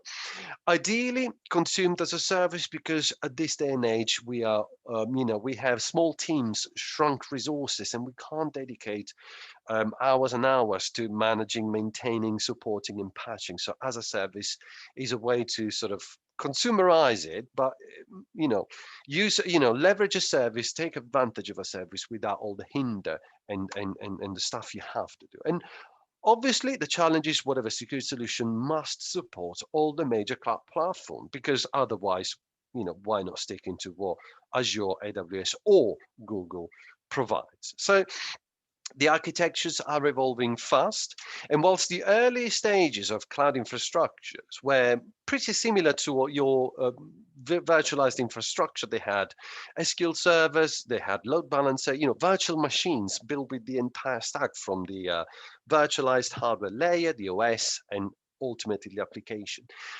People pretty quickly realized that's just too slow for addressing the ever-growing demands of cloud. So the first stage in evolution was, as I'm sure you're all aware, containerization, running application in containers so that you could just edit them, delete them, kill them, run them more efficiently. One of the things that everyone is aware about the cloud, that you pay for however much resources you use. So something that runs and then shuts down very easily, very quickly, is more efficient. And again, also portable. You can shift your containers from one platform to the other without having to recode them. And ultimately, again, there has been a latest evolutionary stage where we break things down into smaller pieces again with the advent of serverless. You no longer have virtual machines, you have function, NFVs, Azure Function, AWS, Lambdas, and all stuff, because this allows for your applications to be agile, to be fast, and to be scaled as quickly as they need to be without long delays and the corresponding costs. So this, ladies and gentlemen, is what we're dealing with. So what's the solution? Now, Bytes, as well as all other organizations, I'm sure, one of the things we do, we go out on the market and we scour, we explore what's available. And indeed, there are a number of solutions available. So one of our challenges personally is to choose which one should we promote, which one should we pick. And obviously part is down to an exercise of understanding how the solution works, but it's not limited to that. So for that reason, I would like to tell you a story. And this is a story of a particular person, a gentleman called Zoa Allen. I'm not sure if anyone knows who Zoa Allen is, but stay with me. Your curiosity is about to be satisfied. Zohar Allen was an Israeli chap who in 1996 joined a security giant called Check Point. He started as a technical marketing engineer, and this, by the way, is all publicly available in his LinkedIn profile, as you can see, and progressed his career within Check Point for a number of years. I think 2002 or so is when he where he arrived, and eventually, unlike many of his colleagues, something happened and he left. He quit Check Point to do something that was effectively following his vision. What was Zohar's vision? Well, effectively, he realized the importance of securing cloud environment. He realized the fact that yes, you need a cloud firewall and you need most of the traditional security in your cloud environment, but you can't be limited to that. So he founded his own company and he named it Dome9. The company has a single solution, the solution that I'm here to present to you, and that solution was there to address all the challenges which I talked to you before.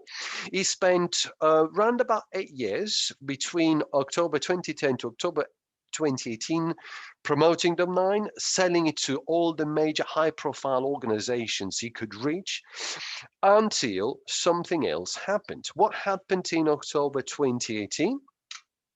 Guess what? Check Point realized the potential, remember who Zohar was, and decided to make the move. In October 2018, Check Point acquired the entire Dome9 business, and unlike many other cases where the founder is literally made redundant because it's no longer needed, the interest is only in their technology. Check Point hired Zohar, and not only he kept him in charge of the Dome9 cloud security, but they asked him to lead the entire Check Point cloud security product line. A great story with a happy ending, including the fact that Dome9 was remarketed as a CloudGuard Check Point solution, but also that the moral here is that you don't just create stuff to follow demand and to answer requirements, but also because sometimes people have vision. There are some brilliant individuals out there who we should really pay attention to and follow, and that's one of the reasons why I'm talking to you about Dome9. The other is because Dome9 was conceived by Zohar from the ground up to tick all the boxes that I expressed before, protecting all sorts of cloud access, large and small, supporting all cloud environments, introducing an element of threat intelligence, and also allowing for remediation. So you don't want a solution just to tell you, oh, you failed your compliance because A, B, C, and D. You want the solution to tell you very quickly, very easily how to remediate, and if you have a little bit of scripting expertise, to remediate with a right click. How cool would that be? Okay. And again, I don't have time to do a full Dome9 demo. You can ask your account manager to book some more time to go through the whole solution as a whole. But in general, as a solution, it really does tick all of the boxes. It has all the dashboards with all the configurability that you would expect per cloud environment or overall. Remember, this platform supports AWS, Azure, GCP, and also Kubernetes as an individual strategy. The platform create diagrams because we are human and we like visual and graphical stuff, and nothing is better than a diagram to tell you that perhaps that internal resource shouldn't have a direct link to the outside. Was that intended? Was that made on purpose, or is that something you need to go and fix fast? And that's how it's presented in a very clear and visible way. And ultimately, the presence of a large amount of cloud compliance templates. No more if you need to understand how compliant you are against ISO 27001, GDPR, SOC 2, CIS, you name it, they're all there available. You're 3 clicks away from the results. You get presented with a slide like this. Apologies if it's a bit too small for your screen, but again, it gives you the score. How compliant are you? And then it gives you the answer over why you're not 100% compliant. And again, some things might be part of your corporate security policy, so you can just go ahead and exclude them. But others, ladies and gentlemen, are the sort of things that will make any security professional cringe, okay? And I see this day in and day out to all the people that believe their compliance and their native tools are okay, but they do take the challenge, and this is the results. Okay, so the time is now not to shy away, but to take action. Once again, the solution is good enough that you can also feed it with cloud security logs from your environment, and it turns itself into a threat prevention. So no more, it just tells you whether you made a configuration mistake or whether you created the potential for a security breach, but it tells you what's going on in terms of traffic. It ingests the logs and it tells you whether your internal assets is talking to a known phishing URL. It tells you whether your SQL database is exchanging vast amount of traffic to a C2C center and all this sort of stuff, which a SIEM solution would also be able to tell you if you have one, but if not, this will tick this box too. And again, as far as Bytes, as far as us is concerned, what do we do about Dome9? Well, of course, you can procure it as a solution, or you can have a 30 days free of charge assessment called a snapshot, or you can procure it as a managed services. Last couple of words around these two propositions from Bytes as an organization. This cloud security snapshot is effectively us giving you unlimited, unrestricted access to the Dome9 platform for 30 days with one purpose in mind. Don't believe our words, try us, okay? We are putting all the cards on the table. See for yourself, free of charge, no commitment. Understand how important the information that the platform gives you is, and how easy and how convenient in terms of saving hours and hours of professional services in terms of running those operations and remediating. And of course, what's the ultimate goal is we wanted to subscribe to the platform, but more importantly, we wanted to allow us to help you in the form of a managed service. Okay, a lot of people talk these days about managed services as a way to compensate, reduced staff and lack of time to dedicate. And again, that's where Bytes once again steps in and provides effectively a wraparound with a team of people, as you know we do best, to effectively run some aspects of the platform on your behalf, so you don't have to. We don't take the access to the platform away from you. We just try to do as much of the work as possible and provide you with just the knowledge, the awareness, and the results. And with that, is the end of my presentation. So I'd like to thank you very much all for your time and attention, and I would leave and pass the mic back to David. Thank you very much, Seppi. So that's an introduction into cloud security posture and also into our managed service. Obviously, if you've got any queries on that or would like any extra information, then please let us know. Jay, are you here and are you ready to pick up the baton for the next leg? I am indeed. Excellent. So guys, please do keep asking questions. We have had a couple in now, so that's all good. We do tend to find the second session generates the questions now. So, but yeah, just please chuck them in the chat and then I'll field them for Jay as we go through. Cool. So I'll be quiet and I'll hand back over to you. Perfect, thank you. Okay. So what I'd like to do, guys, is before we delve into what's new in 8040 and 81, I have one last slide to show you, if you bear with me, and then we'll be talking about stuff. So sorry, I thought I had this ready. Apologies. There we go, hopefully. So hopefully everyone can see my screen.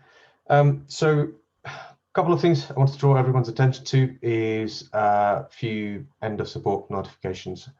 So first and foremost, 8010 goes end of support in May 2021. Now we know we certainly have been helping customers upgrade away from 8010 onto 8040 the last few months, and 7730 to 8040. But there are still customers who last year, kind of in the end, when 7730 went end of support in September 2019, they rushed to get the gateways onto 8010, but not quite to 8030 or 8040. So if you are in that position, and if you still have gateways or management server on 8010, be mindful that it goes end of support May 21. Next up is the 2012 appliances, went end of engineering support in June 2020. And what that means is it's not end of support. End of support, I think, is 2022 sometime. But what that means is any software release post that date will not be supported on those appliances. So what that means is R81, which came out a few weeks ago, is not supported on those 2012 appliances. If you want to find more information about what's supported, where in the life cycle is your specific version or the appliances you've got in your estate, that's the best link to go and look at, publicly available. I have, for the purposes of this presentation, this webinar, I've exported the 2012 appliances from that very same URL, and I've just placed them there. So you can quickly check if there's any appliances in there that you have already. Just be mindful, like I said, end of engineering support was June 2020, still in support, but the maximum supported version you'll be able to run on it is 8040. You won't be able to go to 81. Okay. And with that, I think that's the end of my presentations, so to speak. I will now move across to my remote session. So hopefully everyone can see my jump box.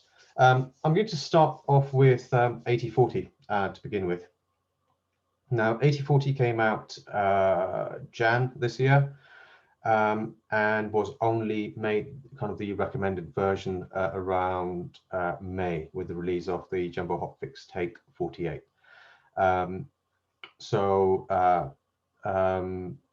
With 8040, I mean, literally since May, every single upgrades and new installs that we've been doing have been all around 8040. Plenty of new features and functionality in 8040. Obviously, we'll focus on the key ones here because of the time that we have and stuff we also need to cover around 81. What I'd like to start off with is one of the new features. I say new. People who've been working with Check Point long enough will remember this as database revision control. With 8040, it's now back. So it's ability to revert to a previous revision. They deprecated this functionality in R80, and what they did instead is it replaced that functionality with the ability to revert to a previously successful policy installation. So the rationale behind that was, if you make plenty of changes and you've pushed a policy and something's broken, rather than revert all of those changes, why not just revert to the last successful policy install and then take your time to go through the logs and find out what exactly was it that broke that specific session, and then fix that specific object or rule or network. So that was the rationale, but I think, I have a feeling, a fair few customers were wanted database revision back. So with 8040, that's now back in. So to access that, you go to Managing Settings, Sessions, View Sessions, not View Sessions, Revisions. And these are all of the revisions in here that you can revert back to. Key point or key difference here in terms of how this used to work before is in 7730 and below, you could either manually create a database revision if you're making a large enough change, or you could also, I remember there used to be a tick box which effectively said create a database revision every time you push a policy. Most people tend to only create database revisions when they were making a large change. But with 8040, because a revision is created each time you perform a publish operation, so it's automated, it's not something that you've got control over whether it takes a revision or not. It happens, it's there. If you want to revert to a revision, all you do is you click on a specific revision, say for example that one there, you right click actions, and you can say revert to this revision. What happens, be mindful of this, is everything newer than that revision will be lost, okay, if you go to that. And this is kind of an irreversible change, if I may say so. So be mindful of that. The kind of things that aren't reverted, again, worth bearing in mind, is things like if you are going to break and reset SIG on your gateway. SIG isn't cannot be restored back using database revision. You cannot revert to a previous state with licensing, so licensing isn't covered as part of that. So just be mindful of these few things. Again, local files that you would have modified on the management server, if you make any changes to those files, they're not reverted with the database revision. So only use database revisions for changes that you're making to objects and certain rules and things like that. So mainly rule-based changes. And if you've done all of that, if you want to revert, you can certainly revert to that revision. But again, be mindful, if it's an older revision you're going to, you will lose everything, every changes that you've made up to that point, and you can't go back to that stage. With revisions also, there's another feature where there's the ability to purge, which effectively deletes them. Because, like I said, because this is automatic, you will find over a period of time, you will end up with hundreds of these revisions, depends on how frequently you make changes. So that could add additional load to your management server. So it is recommended every now and then to check and see if you want to purge or clean any of these revisions. Word of warning with that is taking that same example. So if I choose to purge that specific version, that version and everything older than that will be deleted, and that's gone. Again, irreversible operation, you can't go back to that stage. So just be mindful, if you revert to a revision, it's anything newer than that you lose. If you purge a revision, it's that revision plus anything older than that you lose. Okay, so that's revisions. One other thing, bear in mind, if you do revert to revision, the recommendation is to update your IPS and app control signatures on your management server and make sure you push policy to the gateway so it's aware of the database changes that you've done. Okay, so that's reverse revision, which is the old database revision control back with 8040. Okay, moving on. The other new and exciting feature, I think, has been the fact that HTTPS inspection is now part of Smart Console. If you remember pre-8040, if any of you are still on pre-8040 and using HTTPS inspection, you have to open dashboard. Okay, this is no longer the case. It's now brought into Smart Console, so you can make changes here. And part of bringing the HTTPS inspection into the main policy view, they have brought this in as a layer. So what that means is you can have different policy packages on different firewalls using different HTTPS inspection layer. So you could have your data center firewall with a completely different HTTPS inspection layer. Your corporate office firewall could have a completely different inspection, HTTPS inspection policy. So that's really useful, granular, allows you to control it better. The way you go about doing that is, and I'll show you, if you actually edit your policy, you'll see, sorry, hang on, I've just realized I'm not in the right device. That's fine, doesn't matter, it's all still the same. So if you go to HTTPS inspection policy, if you edit your policy, you will see each policy is made up of multiple layers. So you can see I have a policy layer here, which includes access control, HTTPS, threat prevention, all of these layers. And I also have an HTTPS inspection layer, which at the moment is default layer.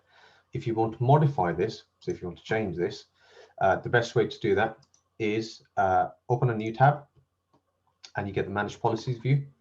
And if you click on manage policies and layers, you will have a view of all of your different policy packages, but you will also see all of the different layers. So your access control layers, your threat prevention layers, and your HTTPS inspection layer. So we can see here, I have my default layer, I can come here and create a new DC HTTPS layer, for argument's sake. And if I want this to be used by multiple different DC sites, I can tick that, which allows that policy to be reused in other layers. Okay. Okay, that once you've created that, select it, open it, and you will have a default layer with the default root. Okay. Now, the beauty of having things in tabs is the fact that you can go to your standard policy on the HTTPS inspection policy, select a couple of rules, right click, copy, go across to that tab and paste those rules. So again, facilitates quicker rule-based creation because of the fact that you can have multiple policies in different tabs. So that's HTTPS inspection and the fact that it's now as a layer, and because it's as a layer, you can have different policy packages with different HTTPS inspection policies. Okay. Whilst we are on the topic of HTTPS inspection, there's a few other new things that have happened with HTTPS inspection. So a couple of new features. For those of you who attended last year's best practices seminar, we talked at length about the challenges around certificate pinning for sites that will just not work if you've got HTTPS inspection enabled, and you have to bypass those sites. And we looked at creating these custom bypass lists last year, about creating this custom group and putting all of these lists in. You can still do that, but things like Office 365 as an example, trying to create a list for that could be a bit challenging because there's such a vast number of IP addresses and URLs that you need to bypass. To collate all of that information from Microsoft, put that into a list is a bit challenging. What Check Point have now done with 8040 is they now give you the ability to import updatable objects within your HTTPS inspection policy. Now, in order to use that, whilst intuitively you might think you want to use that object here because that's how you create HTTPS inspection policy. You know, anything that you want to bypass or inspect, everything goes into the category or the custom application column. With updatable objects, it's kind of the opposite. So you don't put it there, you just leave it as is, but instead you, within the destination column, you delete internet and you replace that. And you go to import updatable objects. And you now have the ability to use any of these updatable objects. Okay, so giving you the example of Office 365 or more specifically Skype and Teams, which can be a bit challenging if you're using HTTPS inspection. If you want to bypass that, you simply select that object, go in here, and you now have a HTTPS bypass rule for Skype. Okay. The other thing they've also done, so coming back to my earlier point about sites we know definitely don't work if you are doing HTTP inspection, is trying to create those lists. What Check Point have done is they have started to compile. It's not a massive list, but they've started to compile a list of services and applications that they think you should bypass if you're doing HTTPS inspection, and that thing is called HTTPS services bypass. So again, it's an updatable object, so it gets updated automatically on the gateway. Once you push a policy, there's nothing for you to do in terms of pushing a policy to gateway to make it realize that there's been some new changes. And that group has, again, two subgroups, so optional and recommended. If you expand those two, you will see the recommended has Adobe, Microsoft, and Mozilla. So these are the ones that Check Point would recommend you bypass in your HTTPS inspection. And these are some of the ones which we know, for example, will not work properly. Dropbox particularly, because we know it uses mutual authentication, that uses certificate pinning. So you will need to bypass that anyway. So that's now available within HTTPS inspection. So like I said, plenty of new features. The fact that it's now included in Smart Console, the fact that it's a layer, so you can have different policy packages using different layers. The ability to use updatable objects. I think that's a massive performance improvement, sorry, not performance, an ease in terms of managing bypass, and the fact that you now have these pre-populated recommended bypass lists. So that's HTTPS inspection and the bypass list and the updatable object. There's one other feature, which it's a tiny thing, but again, for someone who manages a firewall management server day in, day out, and is managing hundreds, if not thousands of objects, pre-AT40, you didn't have the ability to do wildcard search, which you now do. So you can literally do star server, and it will show me anything and everything with the word server in it. Okay, so like I said, it's a little tiny thing, but it's a big improvement for someone who's managing firewalls and rules and objects day in, day out. Okay. Next up is the ability to share views and reports. So pre-AT40, you know, the report that we created earlier on, if you create this using your account, so I'm logged in as Jay and I've created the account, if Dave logs in, he won't be able to see that report. But now what you can do is you can share these reports. So I can click on that report and go to actions and share. I can share it with other admins. And that literally is as simple. And then suddenly they can view it, and they can also share or display on their NOC screens if they want to. Okay. I think those are the key ones that I wanted to touch on. I would like to, at this point, hand over to Dave. He's got a demo on machine authentication. So Dave, if I stop sharing, and if you want to take over, please. Yeah, I sure will. Bear with me. Sure. So let me share my screen. Yeah. So as Jay said, I'm just going to show you something machine authentication. Just before I do show you that, I'm just going to put up on the screen. Hopefully you can all see my screen. Jay, can everybody see that? Yep. Okay. Just before I show that, I'm just going to show you all. Jay, I actually run SSL inspection. Oh, I've got a pop-up saying Zoom has quit unexpectedly. You are still here as far as I can see in here, but that's interesting. Yeah, interesting. You are a bit robotic though.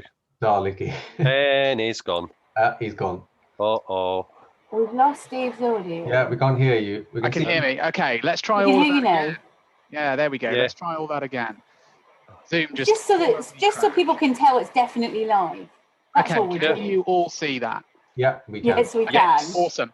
So let's try that again. One thing I just wanted to show you, Jay was just talking about typical SSL bypass stuff. I actually run SSL inspection on my lab firewall and my home firewall. And the number of things, particularly to get an iPhone or an iPad or an Android phone working, is quite phenomenal. So that's my list of bypasses that I've put in to get my typical workloads to work. And obviously that includes things like anything to do with online banking. If you've got Sonos speakers at home, you have to bypass that, otherwise Sonos won't work, for instance.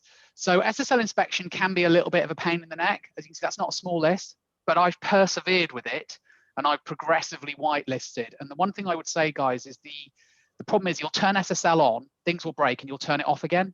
You do need to persevere with it to get your whitelist up and running, all right? So I just want to give you an idea of kind of the number of different URLs I've had to put in.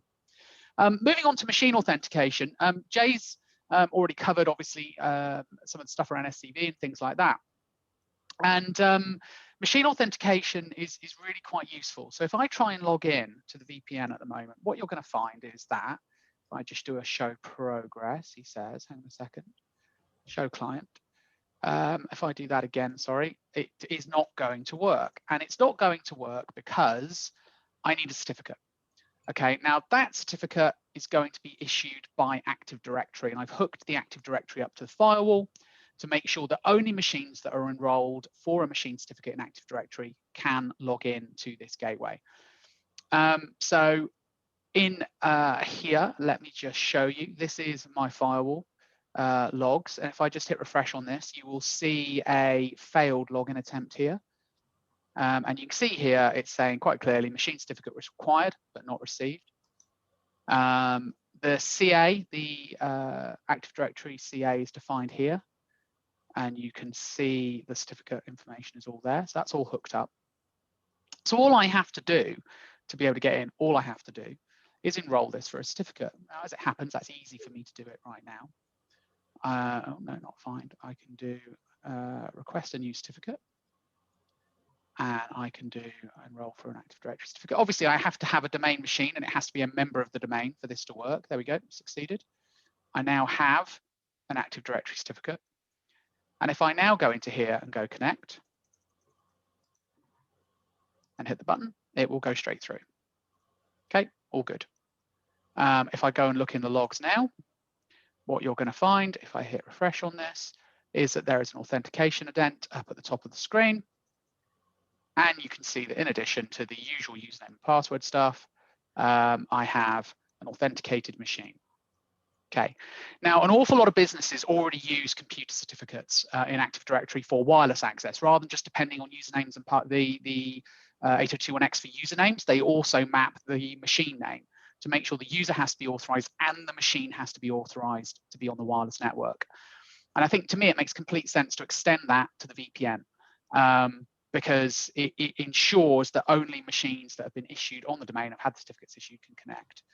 The mandatory nature of it, excuse me, looking away from the camera, I've got myself set up for dual screen, is over here. So if I go into the firewall object itself and show you, this is an 80.40 feature.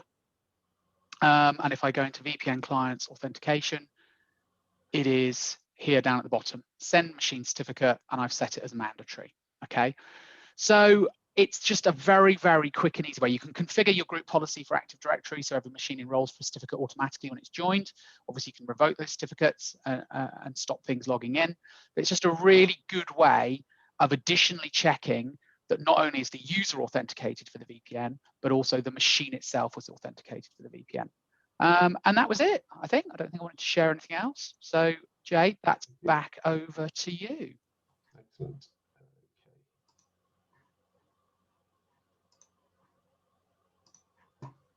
So hopefully you can now see my jump server again. So what I'd like to talk about now is 81. So 81 released not long ago, end of October, with a, as expectedly, fairly long list of features and functionalities and performance improvements. 8040 is still the widely recommended release in terms of version for your gateways and management server. 81 is still GA, and you can upgrade it to if you want, specifically if you need a functionality or a feature that includes an 81. Okay, so with that out of the way, let's start off with probably the biggest new feature with 81, and that's Infinity Threat Prevention. Now, anyone who's been working with Check Point long enough, and I'm saying long enough, pre-R80 will remember configuring and maintaining and managing IPS and threat prevention in the old days, I'm talking 7.7 and before, was a bit cumbersome, you know, in terms of configuring the profiles, what protections to enable, disabled, things get flagged, you had to go in and you check things. A bit cumbersome. The result was people get frustrated and there were security gaps because nobody paid attention to what it was, and usually ended up being a tick box would say yes, IPS is running, but it was actually running with the default 6 or 7 signatures.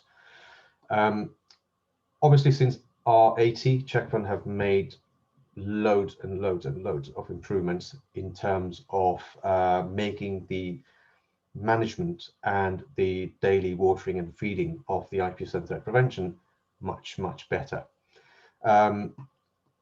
You know, things like you never had the ability to maintain IPS based on tags. That's now a thing. The fact that you could tweak an IPS profile, again, based on tags, based on what you wanted being enabled and what you didn't want being enabled automatically. You configure that once and it would carry on doing that. It would automatically save IPS updates, different versions, so that if you did have an issue with IPS, for example, rather than having to revert back to your entire database to the one before that version, you could simply revert to that specific version of IPS. So, you know, they decoupled IPS and threat prevention from your standard firewall access control policy. So they made loads and loads of changes, and certainly, 8040 and now we have so many more customers using the threat prevention capabilities than anyone did before R80. With 81, they're taking that even a step further, and they call it the Infinity Threat Prevention. Now, before I show you that, what I would like to do is show you or remind you what it looks like in 8040. So if you see in 8040, you open up Gateway Properties, Threat Prevention tab will have these blades enabled. Then you'd have to select which ones you want enabling, and then you'd go to the security policy, and you'd go to threat prevention policy, and you'd modify that specific profile, and you'd select all of these checks here, okay, in terms of how you want things configured for every single one of the blades. With 8040, with 81, Check Point have moved. I say moved and not moved. They now give you the option to enable something called Infinity Threat Prevention. And as you can see, as soon as you enable that, the ability to choose which blades are enabled is taken away from you. It enables it automatically based on the license that is on the gateway. Okay, the old style threat prevention still exists. You can still enable, disable whichever ones you want, but you now have the option to enable this. So what happens when you enable that is, if I go to security policies and threat prevention and Infinity Threat Prevention, you now have a fairly simple UI, which they've really simplified and tried to make it as one-click config as possible. As you can see, all you have to select is you go in here and you choose which of these profiles closely matches that specific firewall or the networks that this firewall protects. So if it's a perimeter firewall, you go for that. Data center, you choose that. If you want a strict security policy, you choose that. If you want to understand how Check Point do that, or what decisions are made in the back end, you just scroll down, you select compare profiles, and you can see. So for example, if you are running a data center firewall, it's only going to apply server protections. So it's not going to enable any client protections on that specific profile. On the other hand, if you're running it as a perimeter, so you're protecting much more than just servers, it's going to leave that as all. Similarly, it chooses which protocols it's going to scan for files. So your AV, standard AV stuff.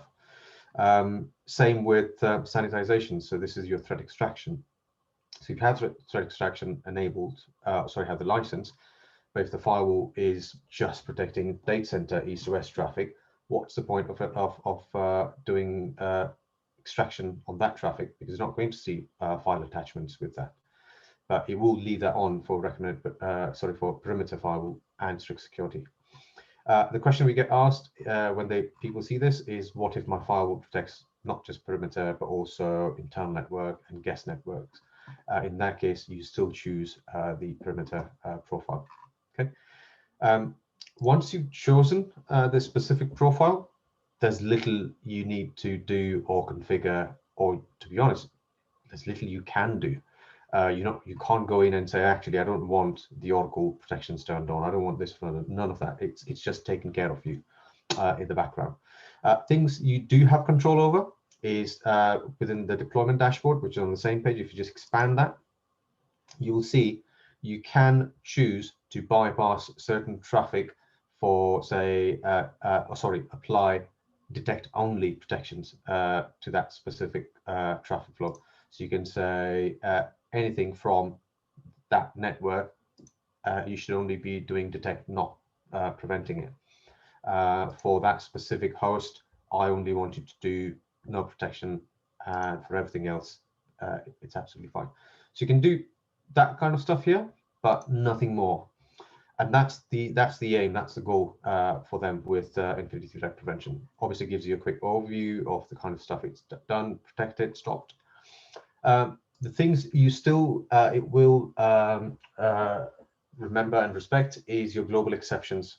So say, for example, if you have a firewall at the moment and it's using the traditional threat prevention profile, and you've created a list of global exceptions for, say, certain traffic to certain destination, but don't do scanning for that specific IPS protection or that specific file or blade. All of that will still be taken into account when it applies the Infinity Threat Prevention. But if you change a gateway from traditional profile to Infinity Threat Prevention, it doesn't bring along any of the config, any of the protections, or any of the settings that you've configured in that profile across, because the whole point of Infinity Threat Prevention is one click and let Check Point decide how best to control it. Okay. Oh, by the way, it doesn't mean that if you use Infinity Threat Prevention for one cluster, that means your other firewall or other cluster also needs to use Infinity Threat Prevention, as long as the firewalls use different policy packages. Absolutely fine. So, for example, this standard package at the moment is applied to my, that specific gateway, and I'm using for that package, I'm using Infinity Threat Prevention. Absolutely fine. But if I have another firewall and I have a different policy package for that firewall, I can choose on that firewall that it doesn't use Infinity Threat Prevention, instead uses the traditional threat prevention profile. So you can still do that. Pertinent question, I suppose, is should you use Infinity Threat Prevention? It depends. It depends if you want to be completely hands-off and just let Check Point do the heavy lifting in terms of enabling, disabling things in the background. So you can, by all means, do that. If, on the other hand, you want much more control, you want granular control over your threat prevention policy, then by all means stick to the traditional way of doing things. Because the thing is, I say traditional, this is still much, much powerful and gives you so much more control than we've ever had with any of the previous generations. So, the fact that you can have multiple different profiles based on traffic flows, if that's the kind of thing you want to do, you can still do that with threat prevention. But what we find is majority of the customers usually want threat prevention to just work. They don't want to constantly feed and water it on a day-to-day basis. And if you are under that category, then obviously Infinity Threat Prevention makes sense. So that's Infinity Threat Prevention. Like I said, it's a big feature. Certainly, Check Point are making plenty of noise about it, and you can see why. The other new feature, moving on, I think this is probably my favorite, personal favorite, is Check Point have finally introduced accelerated access control policy installation. So I think some of you might agree, might not agree with me.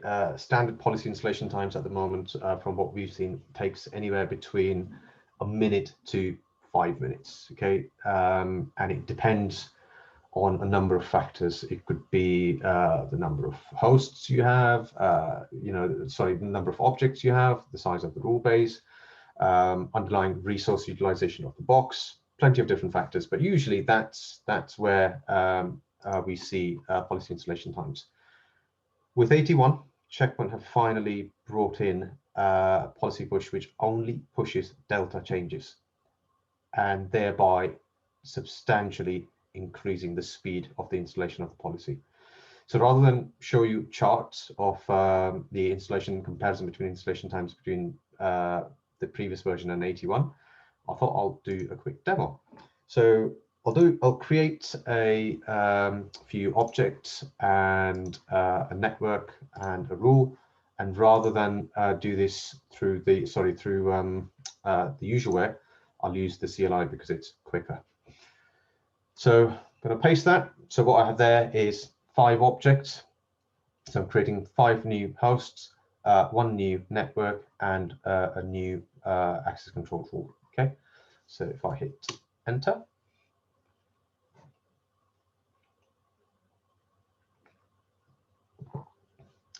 and there we go. So I now have a new rule, and I should have a new network, which is a UAT network, and I should also have the 5 new hosts that I've just created. Okay, so like I said, typical firewall change, creating few hosts, a network, and a new rule. So let's go publish this and install it. Okay, so worth mentioning, firewall, the acceleration piece is for access control and not threat prevention. But if you are pushing, say, access control and threat prevention, that doesn't mean the access control will slow down. If the access control policy can be accelerated, it will accelerate that policy. Threat prevention will take its usual time. Okay. So going to push policy, you may want to take your stopwatches out. So do that, click details. And if you see that sign there, that's the kind of the lightning sign. That means it's accelerated. That didn't even take 9 seconds. So you can see how quick the firewall installation policy is now in 81. There are certain instances where it doesn't accelerate, and rather than me going through them, I will show you, because I have that SK up on here. It's this SK here. Article, again, it's basics, it's publicly visible, but it's 169.096, and this lists everything that it will accelerate on. And to be honest, you will see it pretty much covers more than 95% of your day-to-day firewall changes.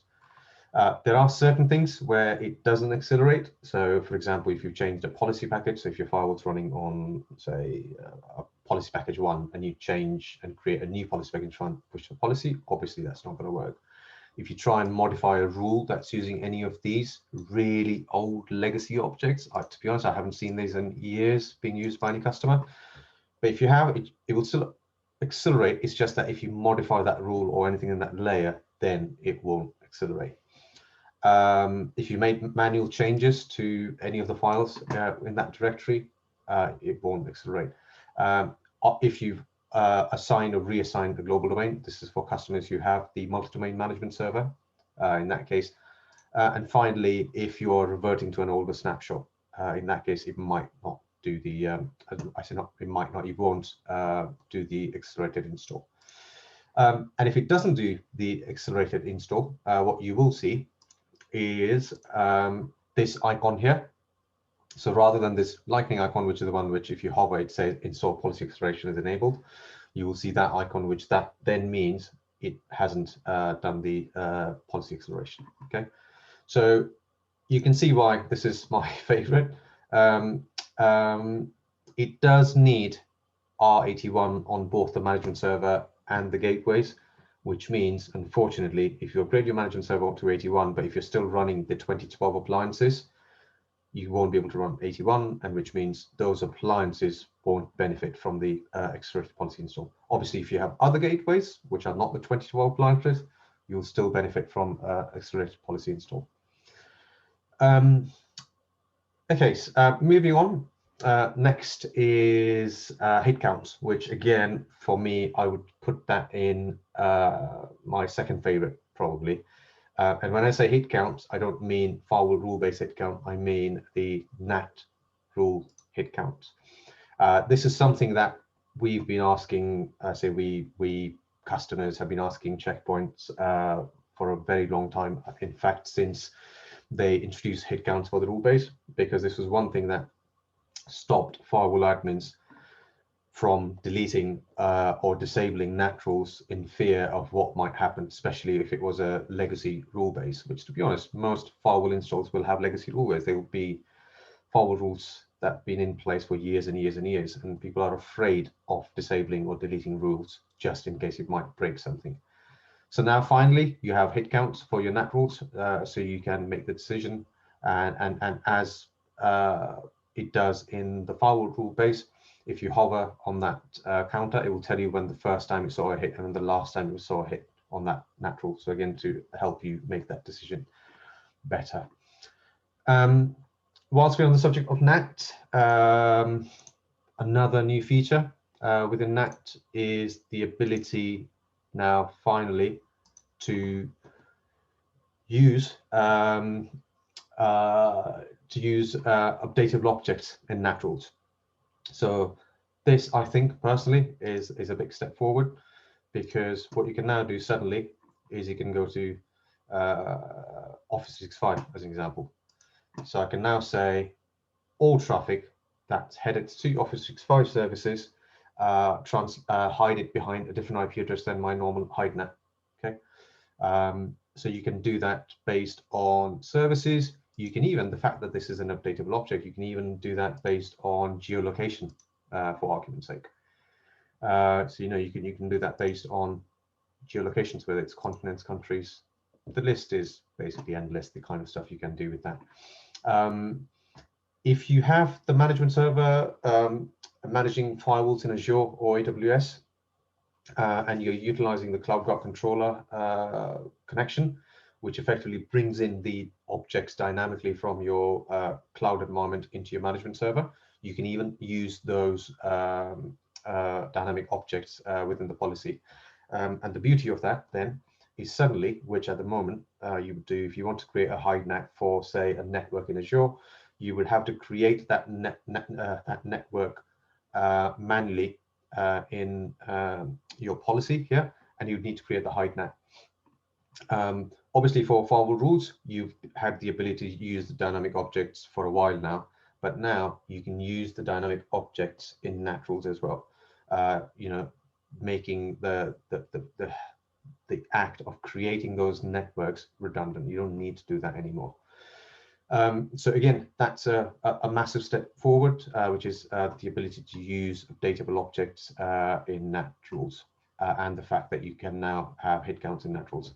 One other thing, whilst I'm on the subject of nat, is if you remember, if you're within the logs view, and if you spot any log, for example, you can open that log, and you had the ability to navigate to or jump to the firewall rule from within the log. You couldn't do that for the NAT. You now can do that for your naturals as well. So you can now click on that and go to the relevant natural here. Okay. So again, really useful features within NAT. Finally, I think the last thing I want to cover off on 81 is the ability to view changes that have been made within a session. So pre-81, if you want to look at changes that you've made in any session, you would go to Manage Settings, Sessions, Revisions, select the specific revision, and at the bottom, click on Audit Logs, and you would see all of the changes that you've made. And if you double click on any one, you can expand and kind of get an idea of the change that was made. If you wanted to look at the changes that you've made inside the session you're in at the moment, it was a bit limited. So the only way you could do that pre-81 was you had to go into Manage Settings, Preferences, and you had to enable something called Check Point Labs Session pane. And if you enable that, you could go into the session pane and you can see some of the changes. So it wasn't as detailed as you could see here within the audit logs for any specific change. So it wasn't that detailed, but it was enough to be able to know, okay, fine, I've made that change, and you can click and you can go open and it will take me to that natural at the moment, right? With 81, what they've done is they now give you something called a change report. So if you click on, say, that one, that session there, I can go to Actions, Changes, and compare selected with previous and list. So this is telling me what changes have I made in that session in comparison to the previous one. And it'll give you this nice pop-up where it will detail all of the changes you made. So I've created one access role and I've made changes to 12 objects. And if you expand that, I'll see, okay, fine, that's the rule that was created. There's a network object that was created. You get the idea. Yeah, so it's quite neat what they've done. This is a really cool feature, like I said.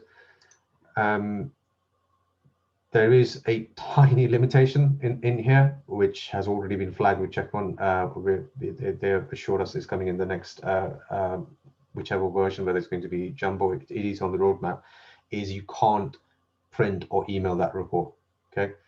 But it still is useful to quickly visualize the changes that were made rather than going through each and one of these individuals. Like I said, the information there is just how you view that information.